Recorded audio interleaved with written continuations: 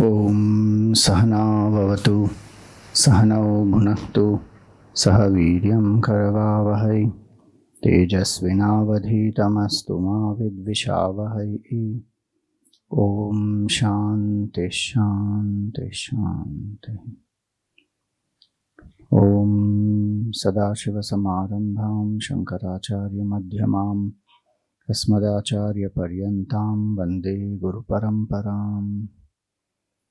Om Dakshine Lakshmano Yasya Vame Tu Janakatmaja Purato Marutiryasya Tam Vande Raghunandanam. Atulita Baladhamam Hema Shailabhadeham Danujavana Krishanum Jnaninam Agraganyam Sakala Gunanidhanam Vanarana Madhisham Raghupati Priya Bhaktam Vatajatam Namami. Samasta Jana Kalyani Niratam Karunamayam Namami Chinmayam Devam Sadgurum Brahma Vidvaram. Namah Shri Tulasi Dasa Sadvarishtaya Dhimate Puritam Hridayam Yena Rama Premamrite Name. Hari Om. Salutations to all. So, 2 verses we will chant first. बाल समय रवि भक्षी लियो तब तीना हो लोक भयो अंधियारो ताहि सो त्रास भयो जग को यह संकट काहू सो जात नटारो देवन आनि करी बिनती तब छाड़ी दियो रवि कष्ट निवारो को नहीं जानत है जग में कपि संकट मोचन नाम तिहारो बाली की त्रास कपीस बसै गिरि जात महाप्रभु पंथ निहारो चौकी महामुनि साप दियो तब चाहिए कौन विचार विचारो कै द्विज रूप लिवाय महाप्रभु सो तुम दास के शोक निवारो को नहीं जानत है जग में कपि संकट मोचन नाम तिहारो को नहीं जानत है जग में कपि संकट मोचन नाम तिहारो. So we find that Sugriv was in the Rishyamukh Parvat, confined there out of fear, and now he sees Bhagwan Ram and Lakshman. He doesn't know they are Ram and Lakshman. He sees 2 young princes. They are coming there, fair and dark in complexion, and very handsome, looking very brave, young. So he has suspicion that who are these roaming around in this forest. So he says, that enemies moving in disguise ought to be recognized by a clever person. For remaining distrustful themselves, they go the length of assailing the vulnerable points of their trustful adversaries. So Vali can do anything. He can send anybody. So he says Vali is very shrewd in his state affairs, and kings are very well versed in many expedients and destroy their enemies. So they should be known in their true color with the help of spies. So spies have to find out.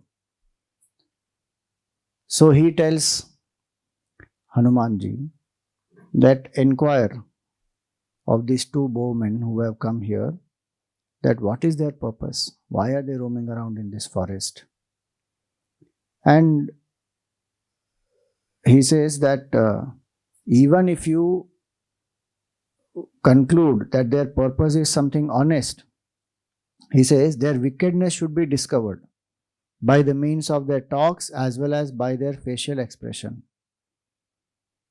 So find out, do they have any sinister purpose? Because they may say on the face something which is appearing to be honest, convincing, but you be alert, be careful, find out what is their wicked purpose if they have any, and look at their body language also. So Hanumanji says, so be it. Tatheti sampujya vachastu tasya kape subhi tasya dura sadasya. He says, so be it. And he goes. Now what does he do? He takes the form of a mendicant, a recluse. In Tulsi Ramayana, Tulsidas ji says he takes the form of a Brahmana. So he goes. And when he goes there, he starts asking them, so how have you two ascetics of remarkable vigor? Because they are in the tapas vesh, no? So Bhagavan also is having a jata and he has the bow and he's in the, bark of the trees, etc. But they have bows and arrows. So that's why Sugriv says that they are, princes, or they may be sent by Vali for, what you call them? Henchmen. They will kill you. They are professional shooters, right? Mercenaries, and assassins, assassins. So he asks them that, you are ascetics of remarkable vigor, unfailing prowess, most austere, an excellent appearance. You appear like royal sages or gods. What has brought you here? And you are causing fright to the deers and the other denizens of the forest. He doesn't say, first of all, straight away Sugriv and all that. He says, you are causing fear to the animals and the other forest dwellers here. And you have a charm. There's a beautiful lake, which is Pampa. So he says that surveying the trees growing on all sides on the brink of Pampa and lending the charm to this lake of sparkling water, who are you? And this whole section is there where he describes the form of Bhagavan. His eyes and his long hands and his bow and, his jata is also long now. So all that, when he describes, they both are not speaking anything. They are not replying at all.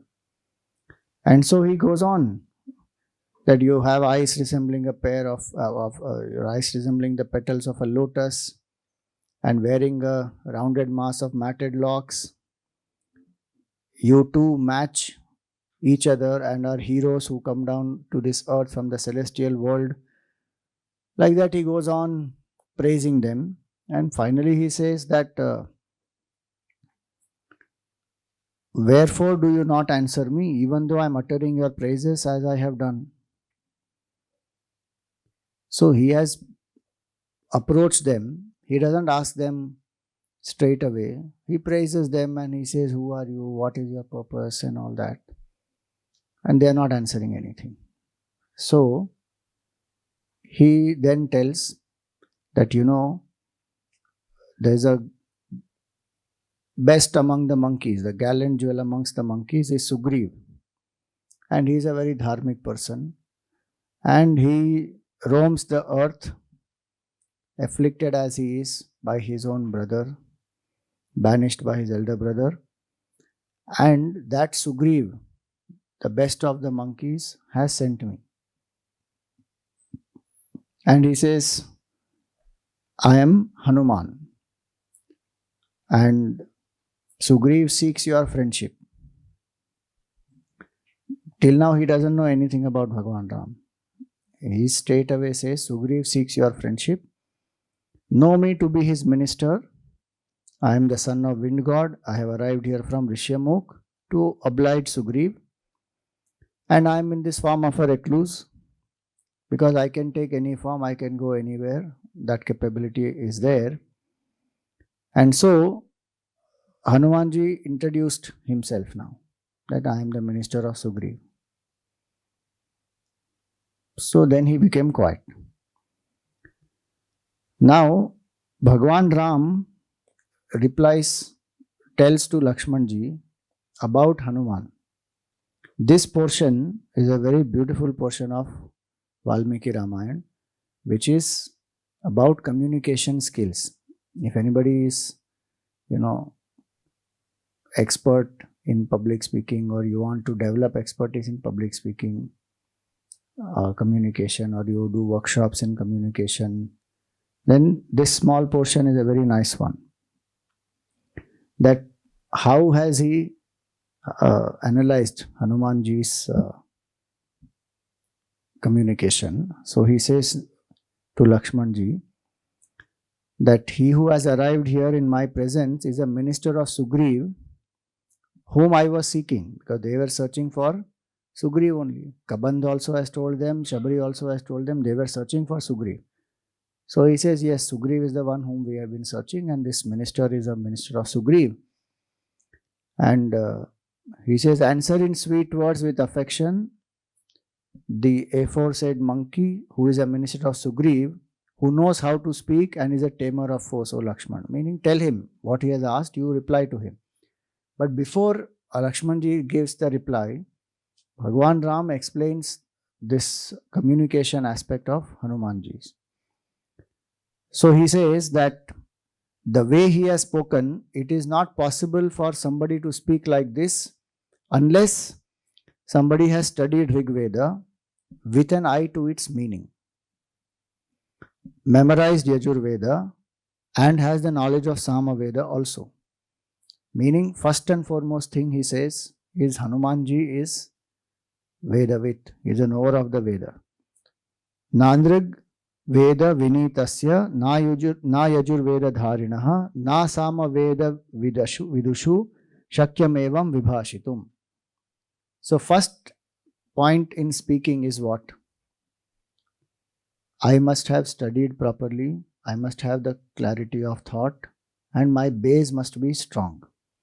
Not something as top of my head I am talking anything. Nowadays how much people speak? No proper research, no fact finding. And then they say they are talking facts. What is the Aadhar if you ask? No basis. And how many rumors one goes on spreading, and how much opinions are created, narratives are created, even fights are happening. Violence erupts. All. Why? Because what is spoken has no sound basis, no factual basis, is not grounded properly in scriptures or whatever be that subject, that field. So first thing he says that this person is well versed. Second, Veda, when he speaks about, it means that person has the knowledge of dharma also. Veda is mainly for that purpose. Meaning here is a person who is a very dharmic person, who has studied the Veda and he knows the meaning of the Veda, because this type of a speech cannot happen by somebody who is uneducated. That also shows that how Hanumanji is, the Vanaras were not just monkeys. Because if they have a kingdom, if they have, some of them have studied well like this, then that means they were much evolved. So that is another one aspect. Then beautifully he says the construction of the sentences. So he says grammar. So he says Nunam Vyakaranam Kritsnam Anena Bahudha Shrutam Bahu Vyaharatanena Nakinchid Apashabditam. What a beautiful line. That he has studied grammar because he has not made a single grammatical mistake in all the sentence constructions that he has done. Surely the entire range of Sanskrit grammar has been studied by him in many ways, as is clear from the fact that nothing has been wrongly worded by him, even though speaking a good deal. For a long time he was speaking. Grammatically precise. Today, to grammar, to one doesn't. And with all the chat GPT available, I don't even need to know grammar. Any broken sentence somehow I put somewhere and then it will construct nicely and give it, and then I can just send it. And now that is available even in WhatsApp. You can ask, you have in WhatsApp. Meta has come in the top. You can put anything, ask anything, it will reword everything nicely, get you information, and then you can just copy paste, bhej do, done. So, grammar. And do you know he knew how many types of grammar? 9 types of grammar. नव व्याकरण पंडित is Hanuman ji. एक type of grammar पढ़ते पढ़ते हमारी जिंदगी निकल जाती है, कभी वो भी नहीं पढ़ पाते हैं कभी. She is sitting here, no, Maitri. She studied full Ashtadhyayi. 4,000 sutras of Sanskrit she has memorized. You listen to her, speak to her sometime. She has done homeschooling only. And is given multiple 10th standard exams now. What was that? Gokarna, she went and gave something, some state board ka exam also. Nyaya she has studied, Sanskrit she has studied. 9 types, and that Ashtadhyayi is one type of grammar. Panini Maharshi's Ashtadhyayi. What are the other 8 types? Vedic grammar is one, Indra's grammar is one, like that different types of grammar are there. I'll get you the list, I don't remember right now, but 9 types of grammar, all that Hanumanji has studied. Just imagine. We think of Hanuman as some, people call him what all, saying, heart, monkey god, monkey, and these Hindus are worshipping monkeys and all that. Arey, you don't know who is Hanumanji. He is Navavyakarana Pandit. Bhagwan Ram sings his glory. See there, before, in Uttarakhand also I told you how Bhagwan appreciates Hanumanji. And here, first meeting of Bhagwan with Hanumanji, in the first meeting only he is appreciating Hanumanji, saying this person is not ordinary. And this, when his mind is filled with anguish, pain of separation from Sita ji, and he is asking people, and he is asking the mountains and trees and everyone, where is Sita, where is Sita, all that. But the way Hanumanji spoke, he is first praising Hanumanji's communication skills. So first is, one speaks after having studied, after having known dharma. See, that is one very important aspect. If I don't know what is right and what is wrong, how will my speech be? Wrong can appear as right, right will appear as wrong. It can be very, what we say, light, halka type of a speech. I may not have that depth, clarity. So Hanumanji has that. Then some people speak with depth, but they don't bother about grammar. He is expert in grammar. Not a single word has been wrongly worded by him. And words have a lot of impact. Vocabulary is very, very important. Words have vibrations, words have meanings, and words have ability to convey feelings. So which word to use at what time, very important. This is one more important thing that we have to remember. In our language, the purity of the language is very important. Nowadays, how people speak, they feel it's a fashion to mix up languages. Hindi, English mix karke kya karenge? English.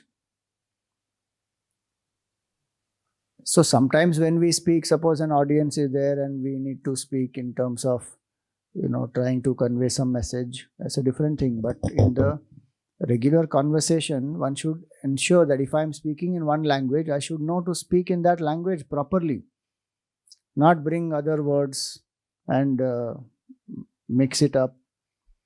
And also that language which I use, what words, like today, so many Hindi words we have forgotten actually, or we don't use only. And slowly through whatever many years of subtle insertions, so many Urdu words have got inside into Hindi. and we also unconsciously use it. There is no problem if one wants to use it, but many times what happens, this is subtle, soft power through which the culture slowly gets replaced. That one has to be alert about, careful about. Simple jhanda we can say, no? Tiranga we can say. But what will be the word used many times? Parcham. Now why parcham has to be brought in? You have not heard that word? Of course. Huh? Dhwaja can be used.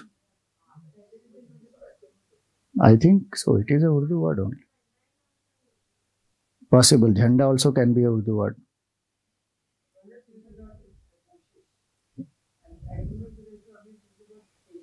Cheshta, prayatna.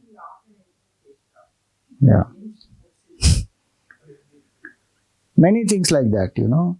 It just filters in and then we don't know how. हमारे जहन में. What is जहन? मन होना चाहिए, भावना होनी चाहिए. Some other word you can use. हमारे जहन में आया. Like that you can see so many. So one has to be alert. Language, purity of language, and what influence it has, what vibration it has, what kind of word it is, and what is the intent. So here he says he has used not a single word which is wrong, single expression which is wrong, vocabulary wise, grammar wise. Then the third thing he says that na mukhe netrayos chapi lalate cha bhruvos tatha anyeshvapi cha sarveshu dosha samvidita kvachit. Body language, no? People tell about. 10% of communication is through words. 90% is non-verbal only. And in that Ramayana, what he's saying, see, what has to be noticed? So he says, mukhe, on his face, no fault has been noticed.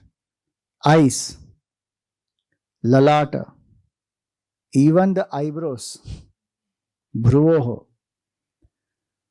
So forehead, eyebrows, or any other limbs, anyeshu apicha sarveshu, doshaha samvedita kvachit. There is no dosha. Sometimes what we speak is something we have in our mind. Our words don't match because there's some other intent in the mind and something else I'm speaking, but the body language can reveal. He came with the intent, so he is a spy. He came with the intent to find out who they are, but he did not do anything cunning. He straight away said, I am minister of Sugriv and all that, and who are you? And he praised them all. Bas. So there was no malice in his heart and there is no disintegration. What he speaks, how his body is expressing that, there is a sync there. Then he says that the speech emanating from his bosom and articulated by his throat is marked by absence of prolixity and is unambiguous, unfaltering, and does not make a grating impression on one's ears. Uttered because it's in a modulated tone. So voice modulation also is given here. That his way of speaking is such that it is not very harsh to hear, not very monotonous. Some people speak in such monotony that monotony only will tire us out. Because you can't listen to that continuously. You need some ups and downs, modulation, some pause, some silence, some emotions to be expressed. All that. If that is not there, then gone. Then he says further that he utters a wholesome, distinct, remarkable speech which is grammatically correct, fluent, and delightful to the mind. So it's very delightful. Ucharayati kalyanim vacham hridaya harshinim. Such nice expressions. English what it can convey and Sanskrit what it conveys. You see, here itself the difference in language. Hridaya Harshini. That this speech of his will delight the heart. Speech has a very important role to play. Power of speech, when we speak, if there is the right intent and there is a sadhana bal behind, that words will have the power to touch the hearts and transform. It will delight also. It can make us upset. It can make us scared. It can provoke us, instigate us. Anything, the speech has a lot of power to do. Jihvagre vasate Lakshmi, Jihvagre mitra bandhavaha. At the tip of the tongue is Mother Lakshmi. Why? The way in which I speak, I can convince somebody to buy something. A lot of money I can make just by speaking well. How I speak, I can build relationships. Jihvagre mitra bandhavaha.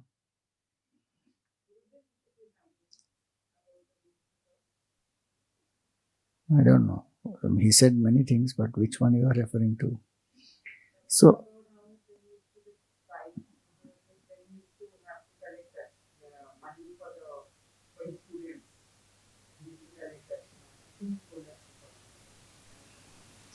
याद नहीं. So, Jihvagre Maranam Dhruvam also is said. If I don't speak properly, I can even get killed. So, speech has tremendous power. And do you know one power of speech is what I speak, mind can make it real. And it can manifest also. So, one should not take the speech lightly. Second most powerful energy drainer is speech. And in Vivek Chudamani Shankaracharya says, Yogasya Prathamadvaraha Vang Nirodha iti uchyate. The first step in yoga is control of the speech. How much to speak, when to speak, what words to use, and when to stop. One should know very clearly. Vang Nirodha iti uchyate. Neither speaking too much nor speaking too less. See, one beautiful thing about Valmiki Ramayana is who is praising whom in this. Ram Bhagwan is praising Hanumanji. Ram Bhagwan himself is an expert in communication. About Ramji, Valmiki ji says, Mitabhashi, Purvabhashi. He will use measured words. He will speak before. Nobody has to tell him, wait, ab bolo. He will take lead when he knows that this is the right time to speak. He will take the lead. He will speak. And he will speak appropriate words, measured words. And that Ramji is praising Hanumanji here. And so he says here, he utters wholesome, distinct, remarkable speech which is grammatically correct, very fluent. Some people have no fluency. In the speech there will be breaks. One is searching for ideas or words or struggling to express. So fluency is there and delightful to the mind. And then he says that whose mind will not be rendered favorable by this wonderful speech which has its seat in 3 articulating organs. How much detail he has given Valmiki ji in this. The chest, the throat and the head. 3 articulating organs. We think the articulating organ is only the throat. But all the 3. The bosom, the throat and the head. Tristhana Vyanjana Sthaya. And then he goes on to say further that the mind even of an enemy with his sword uplifted will be made friendly thereby. That's a beautiful compliment he gives. Then he says finally that if a king doesn't have such envoys, such messengers, how will they ever accomplish anything? They should have such envoys like Hanumanji. And a king who has such envoys, what is not possible for that king to accomplish? That he is such a great envoy. So by pleading of an envoy, all the objects of a sovereign in whose service there happen to be agents adorned with host of such virtues are surely accomplished. So Sugriv, his purpose is accomplished or not. He sent Hanumanji to find out who are these. So once Bhagavan has praised him, Lakshmanji then explains the whole story of Bhagavan Ram from the time, where he was born and how Dashrathji's son is, and all the story up to the separation with Sitaji. The whole thing Lakshmanji narrates. And once he narrates this, Hanumanji understands that both of them have, their wives have been separated from them. Both of them are in anguish.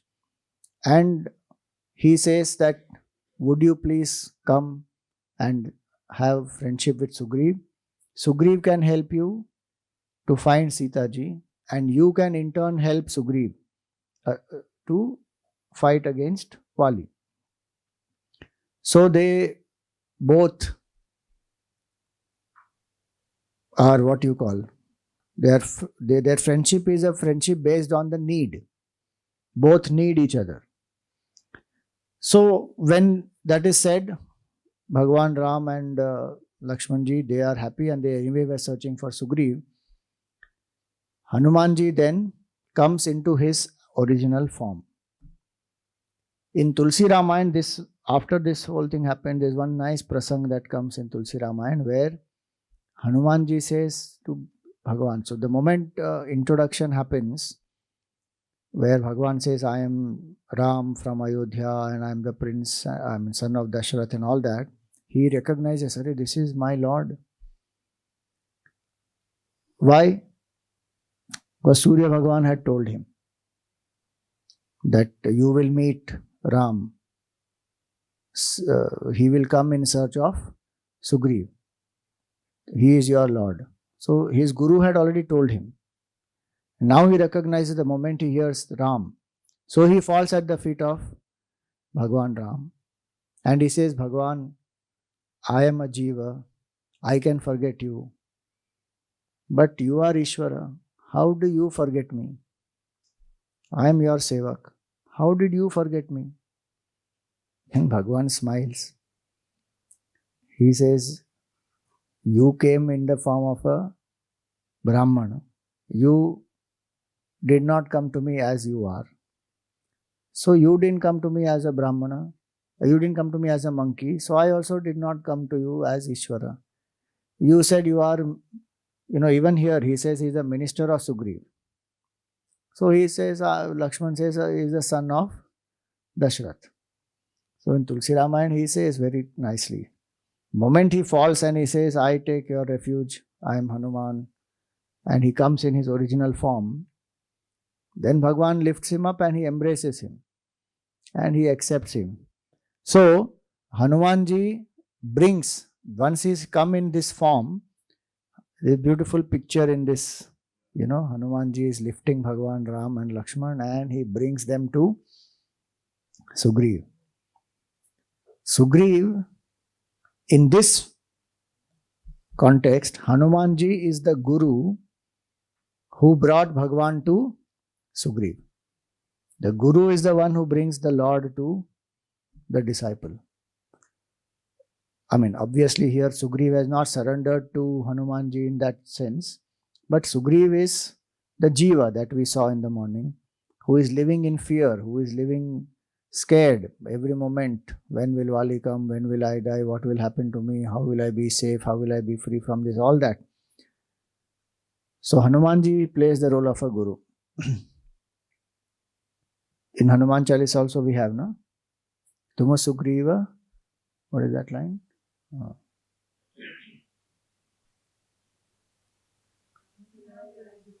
No, that is Tumaro Vantra Vibhishan Mana Lankeshwar by Sabajavidan. That's about Vibhishan. Tuma Upakara Sugriva hi Kinha Rama Milaya Rajpada Dina. So Hanumanji actually brought Bhagavan Ram to Sugriv, and it was Hanumanji in whose mind it was that they both can strike up friendship, and Sugriv is introduced to Hanuman, to Bhagavan Ram, as the very, very powerful monkey.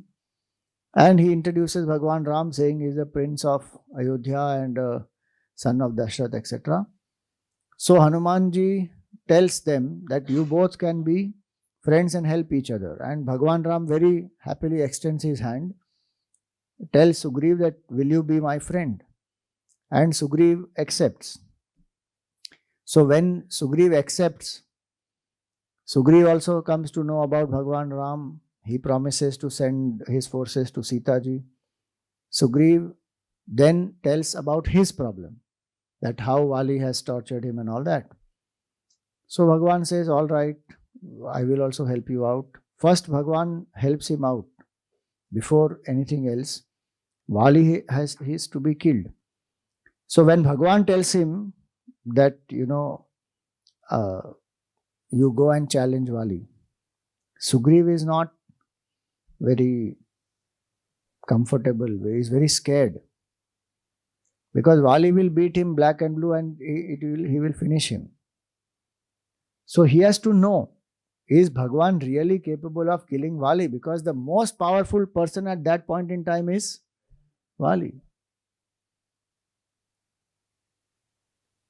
So generally, we think that Bhagwan is testing us.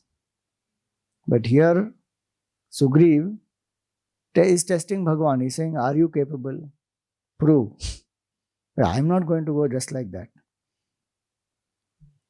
So Bhagwan goes and he shows Dundubhi's carcass, that this is the reason why Vali can't come here, and Bhagwan with one arrow he shoots and that flies and falls somewhere.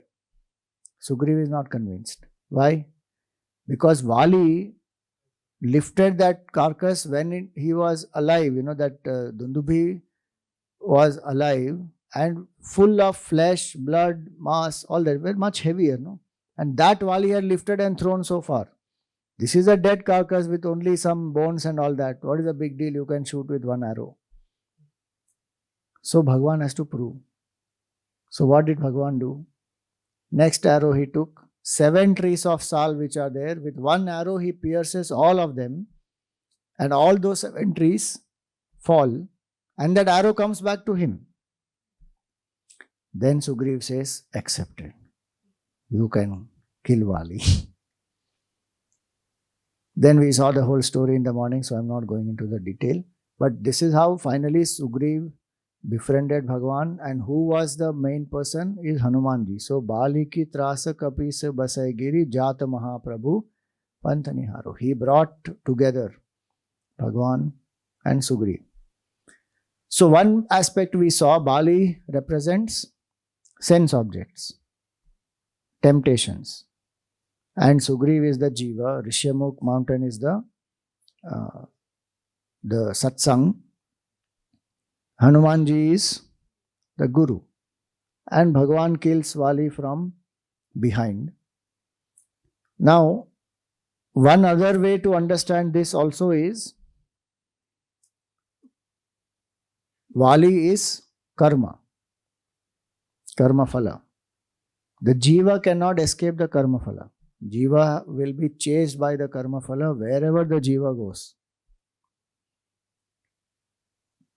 Sometimes we think that, we got away with it, nobody bothered, no results came, something wrong we did, but karma does not stop. Anywhere, wherever one is, karma will chase a person out. And so, Vali represents karma. Karma here means karma phala. What my past karma is, that I have to experience the result now. So Vali is that karma phala which will chase the person. Wherever that person goes, in Rishyamukha only that will not come. Meaning what? Anywhere we go, one is our past karma will come with us, it will come to us. And the way in which we act, we will create new karmas. In satsang, for some time, that result of the past will not affect us if I am sitting here listening to Bhagwan, etc. So, it's not that karma phala doesn't come at all there. That limitation of the analogy is there. But the point is, when I'm sitting in satsang, I'm not thinking about my past and my karmas and bothered about it or brooding over it. I'm listening to satsang. And through satsang only we find the way to exit the cycle of karma, the cycle of birth and death. So Vali represents that karma. And the friendship between Sugriv and Bhagwan Ram. So the Guru brings the knowledge of the truth, knowledge of the reality to the student. And when I come to understand that my nature is infinite consciousness, I am not the karta at all, then the entire karma bandhan is broken, destroyed. So the prarabdha karma is like that. It will come to us. But how to face that prarabdha karma is my choice. That purushartha kshamata we have. That Hanumanji brought that knowledge, that essential reality which is Bhagwan Ram to Sugriv. Till then Sugriv was not even believing that he can get free from Vali. Forget kill Vali. To become free from the trouble of Vali, he had no solution. He was living only in fear. Till Atmagnan doesn't come to us, our life will be like this only, full of fear. Because we don't know an exit. Now, how do we exit from the cycle of birth and death? No idea. How to exit from samsara? No idea. How to face temptations? No idea. Sugriv brings Bhagwan Ram. Hanuman brings Bhagwan Ram to Sugriv. So that is the deeper symbolism here. Chauki Mahamuni Sap Diyo Tab Chahya Kauna Bichar Bicharo Kay Dvija Rupa Livaya Mahaprabhu So Tuma Dasake Soka Nivaro. So Bhagwan Hanumanji took that form of this Brahmana and removed the sorrow of Sugriv. In Hanuman Chalisa, what is written? Tuma upakara Sugrivahi kinha. Upakar kiya. Upkar means what? A favor. See, he could have just gone to Ramji and found out, because that was only his job. No? He was told by Sugriv what? Find out, are they spies sent by Vali? Are they people who are killed, who are here to kill me? Go and find out what is their wicked motive and you come back. But did Hanumanji stop with that? He actually found out who they are, understood how it will benefit Sugriv, ensured that they both have a friendship. In Valmiki Ramayana, with the help of fire, their friendship is sealed. They both, the fire is lit and in front of Agni they take a pratigna. They will help each other. Hanumanji seals their friendship, makes both of them aware of each other's need, and that's how Sugriv is relieved. The Guru does upkar on us or not? Many times we don't even know we are bound. Guru only comes to our life and makes us realize we are bound. And when the Guru tells we are bound, first time when we listen, we think Guru pagal hai. Slowly then we understand, oh, really I am bound only. And then come out of the bondage. So that is the Guru Roop here. So Hanumanji plays this Guru Roop, and does he need anything out of it? Does he want anything out of it? Nothing. The Guru doesn't want anything. The Guru makes the Jiva realize the Shiva Tattva. Out of what? Causeless compassion only. And that's why he says here, So tuma dasake, so kanivaro. So please, I am your servant. You also remove my sorrow. If you see in the first shloka, it was remove the ignorance. In the second shloka, it is how will I remove the ignorance? I need the Guru, no? Guru has to give knowledge. So Hanumanji makes us meet our Guru. If we have a Guru, very good. If we don't have a Guru, pray to Hanumanji. Please make me meet my Guru. I want to know who is my Guru, what I can do to surrender and learn. So, this is the second shloka. Now, interesting point to understand about Hanumanji's life here now. Hanumanji was serving Sugriv. Did any extraordinary powers manifest? Then he surrendered to Bhagwan Ram. Then what happened? All the extraordinary powers start manifesting. Whom do I serve? What is my altar of surrender is very important. If my altar of surrender is the infinite Lord, infinite potential will manifest. If I have surrendered to some ordinary person, that person who himself is living in fear, who may be powerful in some ways, no doubt, but he himself is living in fear because there is somebody else who is more powerful than him. How much can one surrender to that person and how much can one grow under that person? Hanumanji stagnates actually. If Hanumanji was only with Sugriv his whole life, he would have stagnated there. What they call in management now, vertical growth, horizontal growth. Hanumanji would have had only horizontal growth staying with Sugriv. More and more of the same thing. Maybe material prosperity, maybe some fame, name, that's all. But that vertical growth happened to him when he surrenders to Bhagwan Ram. So our altar of surrender, we have to remember. What is my altar of surrender? Does it invoke the best in me? This you can apply at any level. As a parent, how can I bring out the potential of my child? As a team leader, how can I bring out the potential of my team members? They may not know, but I have to help. For that, I have to be clear that if they are looking up to me, am I an inspiring role model for them? And am I doing things which will bring up their potential, or am I only using them without helping them to manifest their powers, their potentials? Sometimes one just uses people to achieve a certain end, but that person's growth one is not bothered about. Here you see Hanumanji brings together both of them in that Sugriv also attains his potential. Sugriv, would he have dared to go and fight with Vali without the backing of Bhagwan Ram? Impossible. Hanumanji makes him have the confidence. Hanumanji makes him surrender to Bhagwan Ram. Of course, he tests Bhagwan and all that. But finally, he is accepting that. And when he goes, first time he is beaten up badly, he comes back. Then he need not have gone again. He would have said, "Bahut ho gaya abhi, I am not going. Itna maar diya mujhe. What did you do?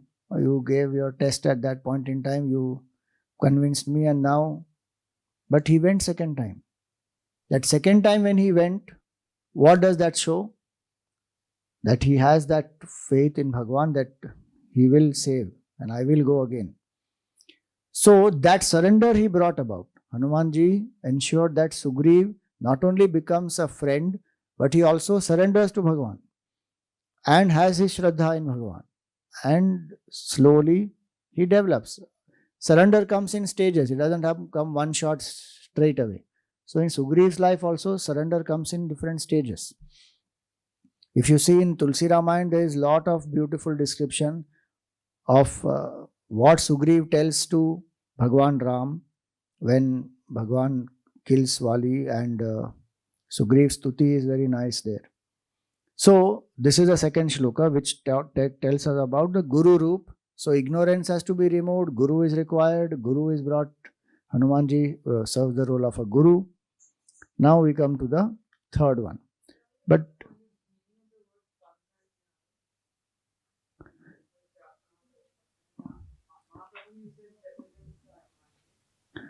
so Bali ki trasa kapis se basai giri, Jat Mahaprabhu Panth Niharo. So he is keeping a watch. Hanumanji is keeping a watch, that this Sugriv, Vali should not send anybody to kill this Sugriv. So in the Rishyamukh Parvat, somebody has to guard. That is he is playing that role. Panthaniharo. He is going on watching. Is anybody coming? Because Sugriv is like that. No, he is scared. So, Jata Mahaprabhu Panthaniharo. Das is us. Means Tulsidas ji. In its context, we say us. Tulsidas ji says, So tum das ke sok nivaro. Because you removed the sorrow of Sugriv, like that you please remove my sorrow. I am also your das. Sugriv is not a das of Hanuman ji, but he says, just like you removed the shoka of Sugriv, you please help me. I am your servant. You remove my shoka also. So that is about the second one. Now the third one. So before I go to the third one, the discussion that you had, that which is greater, fate or free will? Who is the representative of that group? Please come, because that was based on this the second shloka. Bali ki trasa basai. वो hand mic जरा दे दो.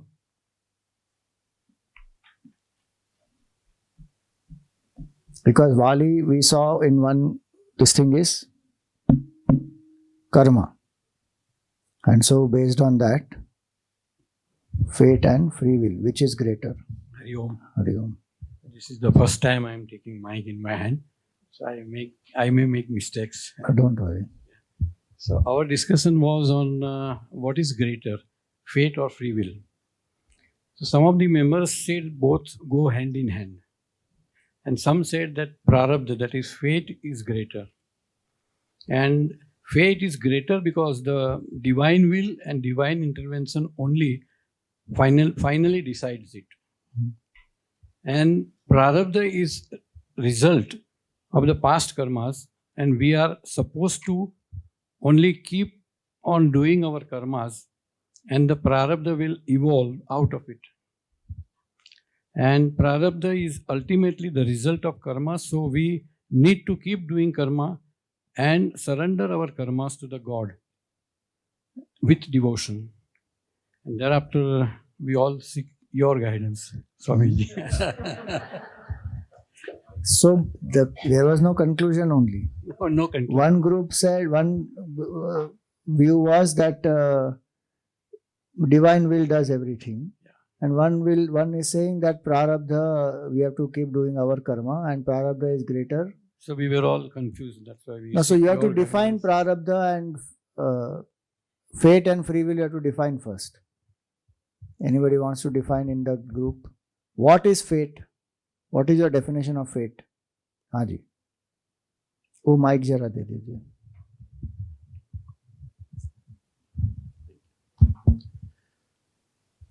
In my humble opinion, fate or prarabdha is a result of purusharth, okay? The karmas.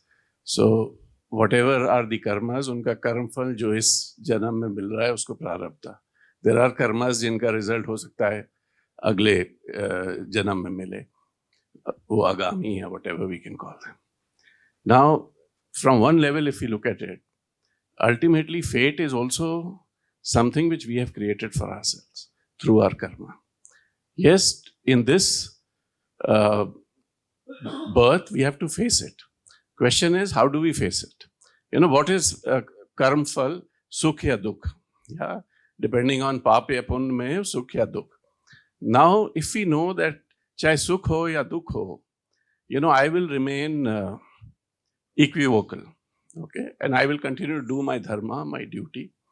Then, I can face my fate, prarabdha, plus I can continue to do purusharth so that I can improve my tomorrow. So to that extent, I would say that while they are both interlinked, but purusharth has a much larger implication and understanding. You know, otherwise you can be in this birth and say, मेरे हाथ में तो कुछ है नहीं, वो तो fate के हाथ में है, जो होगा वो होगा. And then, you know, it can bring you to inaction. Whereas when you understand this, that ultimately you have to take it. Chahe sukh ho ya dukh ho, it doesn't matter.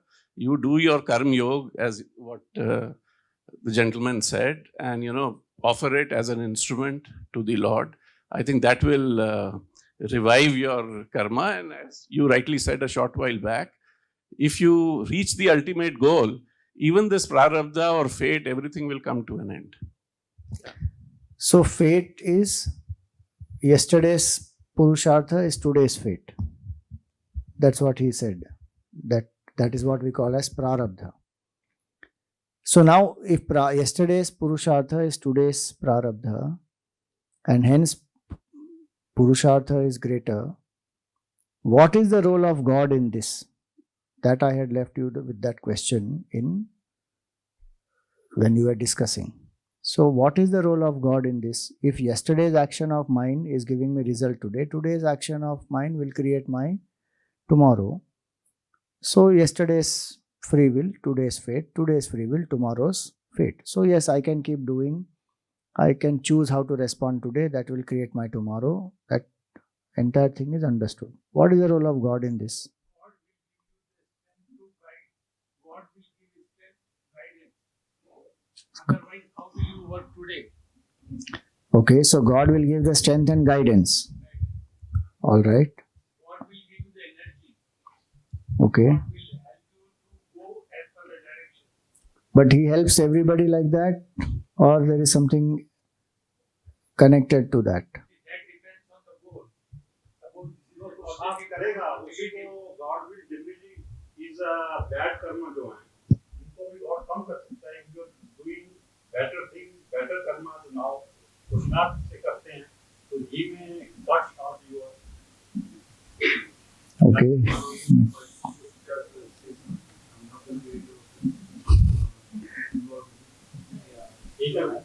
So Bhagavan says that he doesn't interfere in this. Law of karma will work then. So that one view has come. Ultimately, it is God. He always leads. We feel that He cannot get away by saying that you do whatever you want to do. He will definitely guide you, and that will depend on your karma. He will guide you to do a good karma for your life, and then you achieve your goals. Otherwise, if the God is not there, aesthetics you become, then it's a different life. So God only guides me for good karmas, and that is how I can do my purushartha. That is one view, but like you said, the atheist, an atheist doesn't believe and he may still do good karma. Then what happens? I feel that with faith and with free will, like the faith means that God gives us opportunities to take on, whether bad or good opportunities. God just puts the opportunity in our lives by factors that we can't control. And our free will to the our reaction to that opportunity or the karma that we apply or the karma that we do there, that's the free will that we have. So her definition of fate is God is giving everything. Purushartha is my response to it. His definition of fate was, it is my past karma. Now two different definitions of fate have come now. Because these are the two conflicting definitions that people have. Some people think my prarabdha, what Bhagavan has written, and because of that I am suffering now. But okay, I have purushartha, I can deal with it. But they don't think that what I am facing is actually my past karma. So where is the place of your past karma in this then? If God is giving everything to me now and I have free will to choose what I want to do, how to do, respond now, what about my past karma? What happened to that? Because every karma doesn't give result immediately. No, so my karma will accumulate somewhere. Socho. हाँ.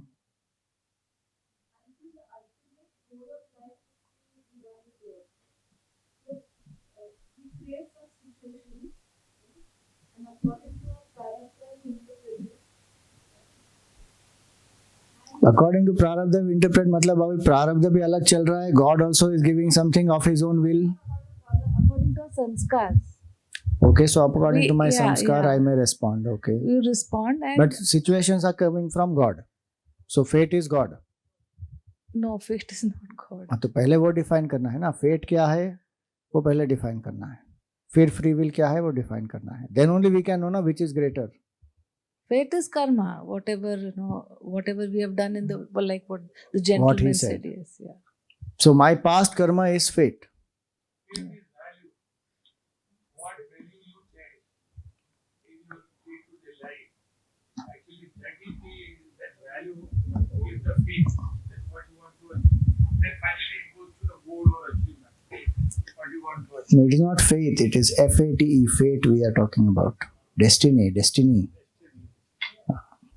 Hari Om Swamiji. So what I feel is free will exists within the confines of universal laws. So that which the Creator has set for us. So we don't have absolute free will. We have free will within the confines of the universal laws that the Creator has created. So in that sense, So we what? can. So what is your definition of fate then? Free will का boundary you have set. Fate क्या है फिर? Fate, I agree with this, that it's your previous karmas that has defined today. But again, even those previous karmas were within the confines of the same universal laws. Okay. And only what I have seen or what I've read, that the karma phalas can be diminished with the Guru's grace or with divine intervention, but you still have to face them in some way. So in that way, I feel the intervention is of God happens. So in that question, fate and free will, which is greater? How will you answer that now based on this understanding? Which is greater? Free will is the only instrument that we have control on. As in, like fate, we don't have any control on. So we can only change now, which is our Purushat, like do something now to change the future. So that is more powerful, I feel.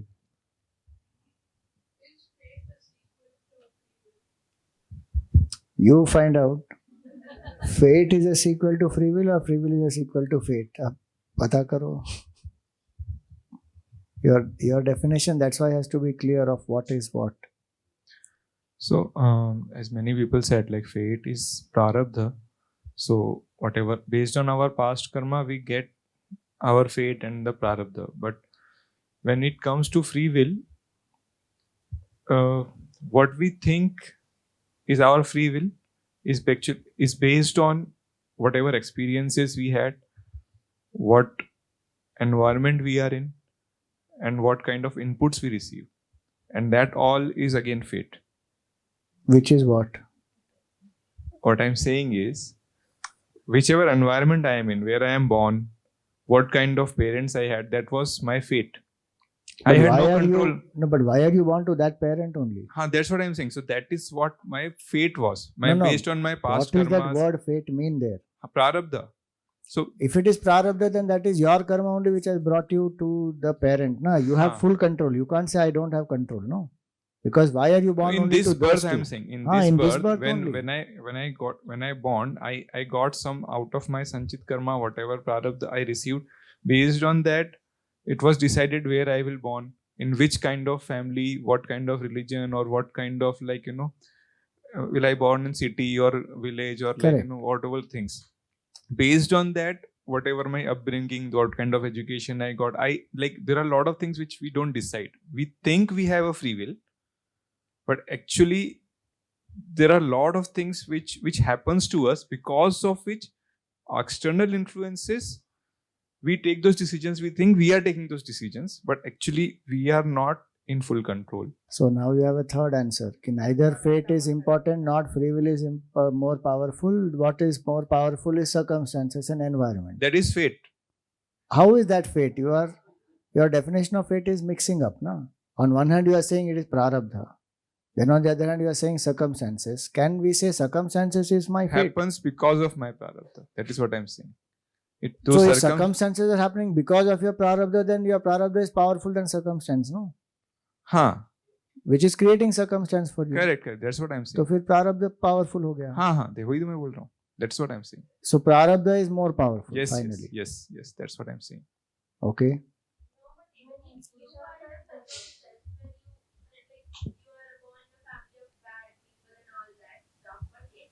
get some guru, or you choose to go on the right path, you see someone who is going on the right path, and you get inspired, and then you go that path, then it is not fate, then it is Guru's help. But then Guru came in my life is again my fate.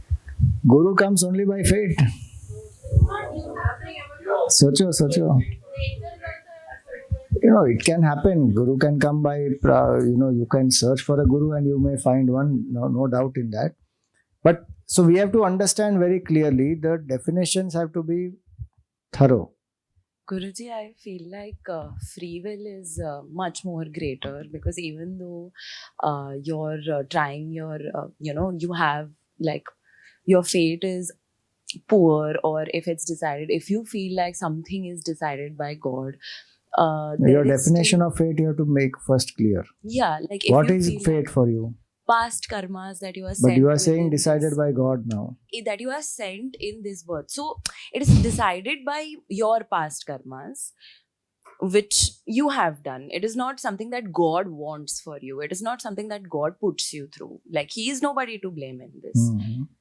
And I feel like even after that, if you even if you have a fate of not being able to find a guru, if you work hard, if you give your 100%, I feel like God is so great that because you're working so hard towards it, you will definitely succeed.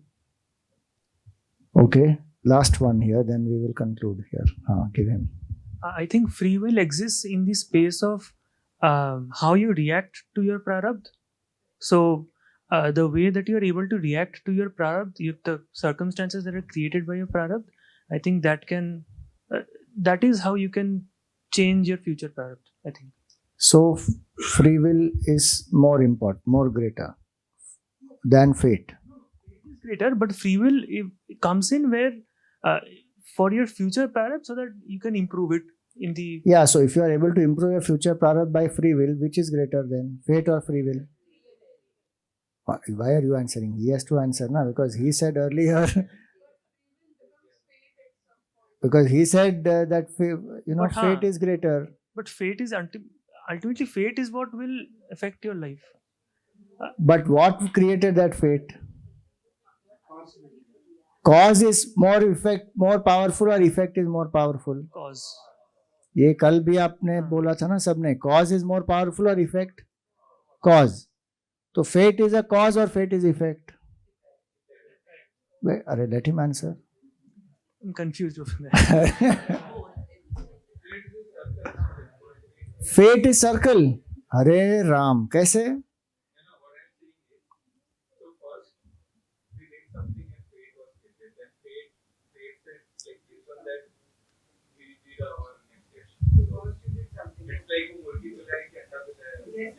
अरे पहले आपने कर्म किया ना.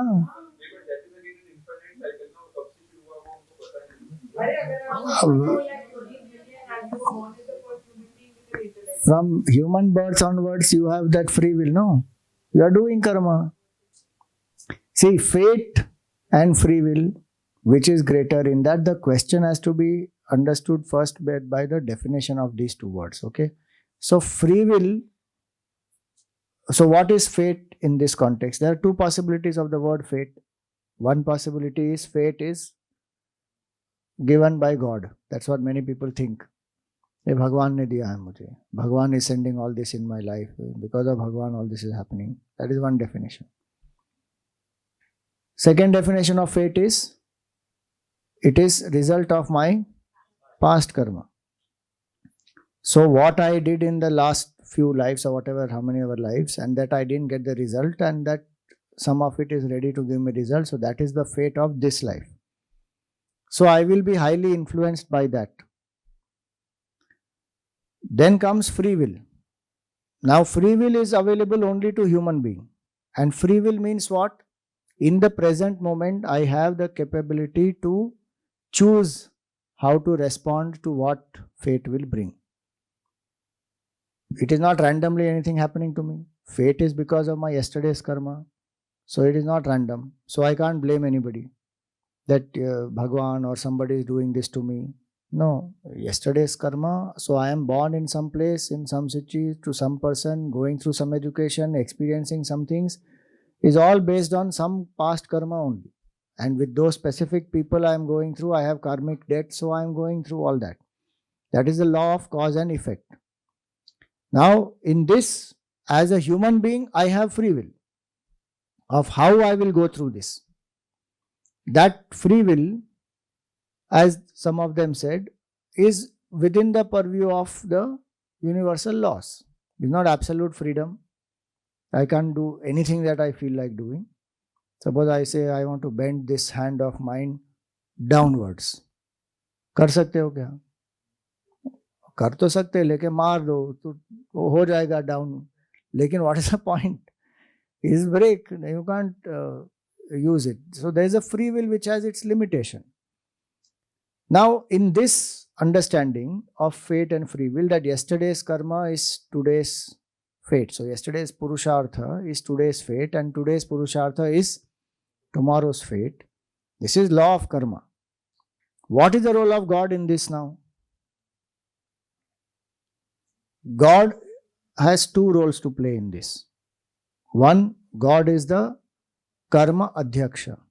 So the equipment has the ability to function because of the presiding factor on the equipment, which is consciousness. That is Bhagavan.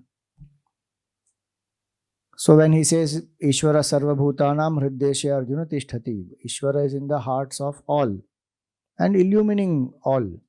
So the capability to act in the equipment has come from Ishvara. The sentiency comes from that supreme truth. The capability to choose also has come from whom? Ishvara only. No, Ishvara gave us a human being has that capability to choose. Other species don't have that ability. Who is the creator of this whole thing? But there is an intelligence, call it God, reality, Bhagavan, whatever it is. So Bhagavan's role is there. The equipment with the specific ability is created by the Lord. Illumining of that equipment, the ability of that equipment to function moment by moment is Bhagavan's presence. The laws that are created within which the law of karma is functioning, that if you do this karma, you will get this result. And what decides this is a good karma or bad karma? The motive decides. And that motive, there is a system which judges clearly that this law, this is the law of karma. So this kind of a result is dharmic action. That dharmic action will give this result, and the consequent punya and papa etc. will come, and that the jiva will experience. This whole system who created? अपने आप आ गया क्या वो? नहीं. Chitragupta is only recorder. Chitragupta has not created the system. Chitragupta is one position who keeps an account of your karmas. That is what one says. So you can call law, nature, you can call supreme power, God, Bhagavan, truth, reality, whatever you want to call. But it has created, no? And once you do this karma, the karma phala who gives? To ensure that you are born to a particular parent and to bring the jivas together to exhaust their karmas, who does all that? Bhagavan only does, no? So when we say prarabdha and purushartha, no doubt in that level of discussion where we say that purushartha is karma and prarabdha is a result of that, so present karma is creating tomorrow's prarabdha. Today's free will is creating tomorrow's fate. In that we should remember this whole system functions by the grace of Ishvara only. Why this is important to understand? Because in this one forgets the Lord and one thinks my karma I am doing, I am getting result. Where is Bhagavan? What Bhagavan? I don't need any Bhagavan. Which is what we see in the Mimamsakas. No, Mimamsakas are like that. They think karma is supreme, and when you do the action, you get the result. And doing the good actions, you get punya, you go to heaven, you enjoy there, you come back and you continue. Where is God in this? No God required. This definition of fate and free will itself, when we start in this karmic level, then actually the understanding of fate and free will is to help me to surrender to God, because the whole system is made by God. And the highest expression of free will is to surrender. that my ego only says, I am the karta, I did this, I did that. That ego only is keeping me in the circle of birth and death. That ego has to be surrendered. Then I realize that, I am one with Bhagavan. So, in that karmic definition of fate and free will, this whole thing is because of Bhagavan. The capability to act is there, Purushartha Kshamata is there, the laws are there, the karma phala is there, and to exhaust that karma phala, appropriate bodies are there, and the jivas come together. All that is done by Ishvara. That is the vyavastha of Ishvara. Now, if Ishvara says, I am not involved in anything, means Ishvara is not doing micromanagement. But Ishvara is the one who is enlivening this whole thing. Without that, nothing will happen. This electricity is what is making this bulb shine. Now, what that electricity ke baad, what we will do with that electricity, how we will use the bulb, what we will illumine, what will not illumine, that electricity is not bothered with all that. It will illumine the bulb. Now you do what you want. So, if Bhagavan says that Samoham Sarva Bhuteshu Name Dveshyosti Na Priyaha, in that 5th chapter, what he was saying is that Bhagavan explains that. So, he is not doing micromanagement. If a devotee does a wrong thing, will Bhagavan give him the wrong karma phala or not? By the law of karma only it will come, no? This vyavastha has been set up. If a bad person does something good, he will get the good result or not? He will get. The vyavastha is set up by the Lord. So from that level, Purushartha is greater, because my Purushartha is only creating my Prarabdha. And the purpose of that Purushartha, the best use of that Purushartha is to recognize whom? That there is a higher intelligence which has brought all this into play. So may I use my Purushartha to know that. That is one level of discussion. In this, where we define Purushartha as my free will and Prarabdha as a result of that free will, then free will is definitely greater. But if the definition of fate is written by God, first of all, fate is not written by God in that sense of each individual, but if you take that standpoint of everything is predetermined by Bhagavan, which means every single thing, then there is no free will also.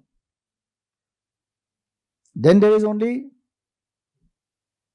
Bhagavan's will, Bhagavad Ichha. Then there is no debate actually, because everything is Bhagavan's will. Like in a movie, it appears to us that the the actor is making choices, no?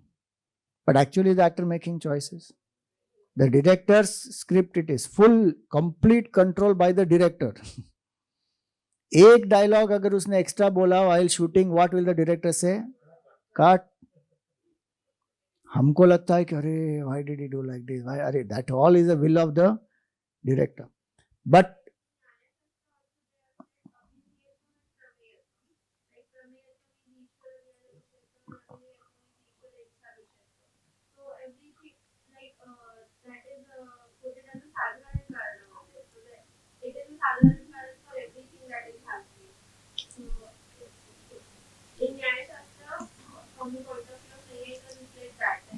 everything is determined by God.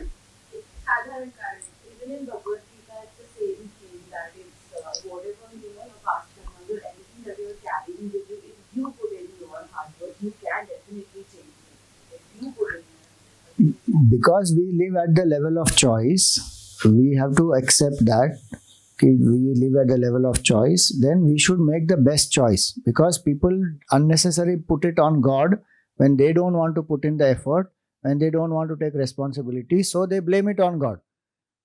So at the level of choice we are living, no? So we have to know that whatever I am doing is my responsibility and I will face the consequence of it. So at that level of choice, we have to do the best choice. That is our Purushartha, we have to do. But deep down we have to know very clearly that Purushartha, as I keep doing, I start understanding that actually it is all happening by the divine will only. This Karta Bhav is an illusion actually. Which is why in the Gita, in the 11th chapter, what does Bhagavan say? Nimitta matram bhava savya sachin. Oh Arjun, just be an instrument. Maya eva nihata purvameva. I have already killed them. He has killed them how? Because of their karmas only. It's not that Bhagwan is sitting there and deciding कि ये दुर्योधन को मारना है. Because of his karmas only, and according to the system, he will get that result. So even if you are not there, Arjun, somebody will kill. You just be an instrument. So that understanding of predetermination is also to drop my ego and karta bhav. So the point is only this. At the level of karma, then we say free will is greater. But if you say that fate is predetermination by Bhagavan, then that is greater, because the will of the Lord supersedes everything. But the conclusion of both this is what? No. Conclusion of both this is only surrender of doership. Using my free will also, what do I have to do? Drop my doership. Surrender ki Ishwar Ichha, everything happens by His will. I have done what my best I can do. Whatever result comes, I accept. He is only the karta, He is only the bhokta. Done. Khatam ho gaya. If I say that no, my free will, I don't live at the level of choice and free will, I live only at the level of surrender, that Bhagavan is the karta 100%, I am only a nimitta. Then also my karta bhav is also gone. So the definition of fate and free will, once we define, and the discussion when we do, final result is only this, that drop doership, realize that there is only one truth, and that you will be, if you realize that I am not the karta, then you will realize oneness with that supreme truth. So that's the basic point.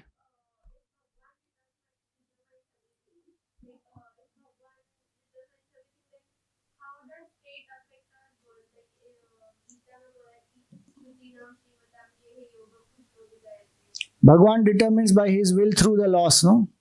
It is not random. That's the important point to understand. The will of the Lord expresses through the system and the law of karma. It is not randomly doing, no? The script is there in the mind of a director, right? वो randomly थोड़ी हो रहा है वहाँ पे. The director has a certain script in mind, उसके हिसाब से ही वो चल रहा है वो पूरा. So for the viewer, it looks as though the actor is making the choice, but the fact is director is making the choice, and both the standpoints are valid or not. They both are correct only, but they are at two different levels. And so when we are at the Jiva Bhav, when we have this strong body identification, then we have to live at the Purushartha level, saying, I am going to do my best to stick to Dharma. I will not move from the path of Dharma, do all good karmas and dedicate them to Bhagavan. That's the way to get out of cycle of karma.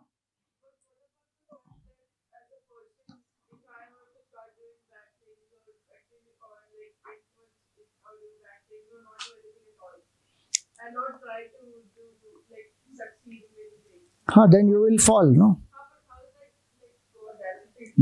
That is, see, the idea is that you are thinking like that to do negative thinking, and you are wanting to spend time in laziness. That is your choice you are making.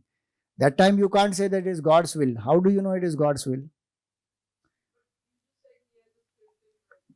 Exactly. So for knowing that script in mind, what should I do? Use my Purushartha well to realize oneness with Him. Then only I will know the script. To know the script, you have to go to the director, no? Simple. How will you go to the director with bad karmas? You can't go.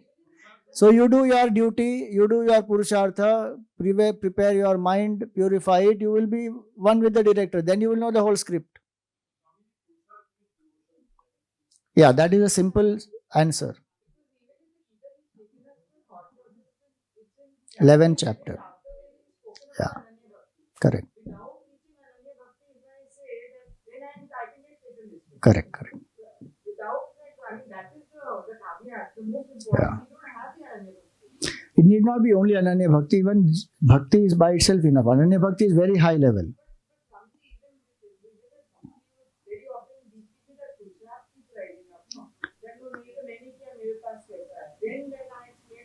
Correct.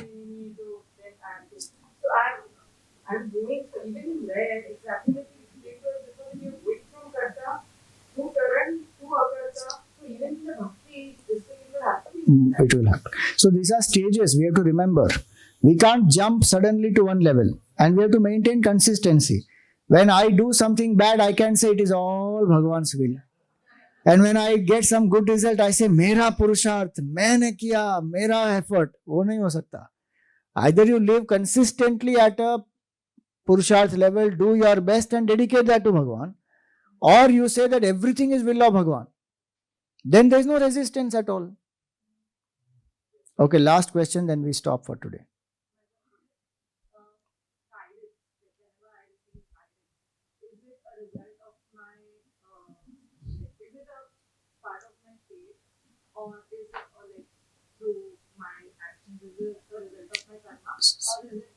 So, did you seek the guidance? Did you ask for guidance? So, your karma you have done, it will result in karma phala. And we should remember that that karma phala is coming to you by God's will, no? We saw that the whole system is created by Bhagwan. And you invoke it, you get a result. That also is God's will only, actually, in that sense. So, I have to understand this, that it is not that my Purushartha is completely disassociated from God's will. That if these two levels are there, dono disconnected hai, aisa nahi hai.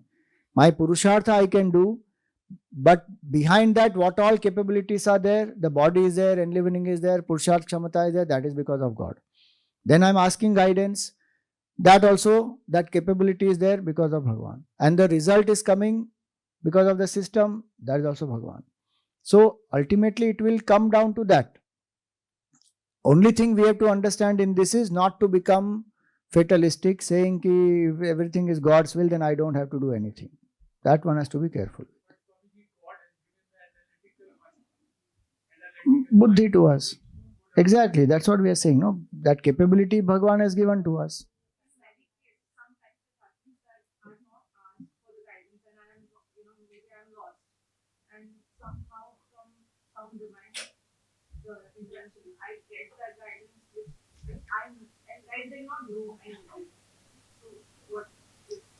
Both. It can be will of Bhagwan. Again, I am saying, it is not that at that point only you have to ask, then only it comes. You have in the past have done so many things. That accumulated thing also is there because of which it is coming to you.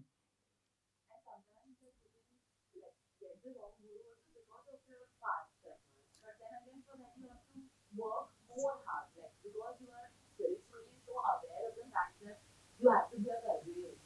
So then you double up your hard work.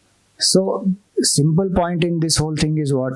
I should take responsibility of my karmas, do what best I can. Ultimate truth is to drop my doership. Once I do that, I realize oneness with the Supreme. In that process, whatever ups and downs come, without being an escapist, I have to face it. Either through Purushartha or through the complete surrender, that is all Bhagwan's will. Either ways, I will do what? Accept what has come, face it. Do the right thing to be done. That's it. Om Purnamada Purnamidam Purnat Purnamudachyate Purnasya Purnamadaya Purnameva Vashishyate. Om Shanti Shanti Shanti. Harihi Om Shri Gurubhyo Namaha. Harihi Om.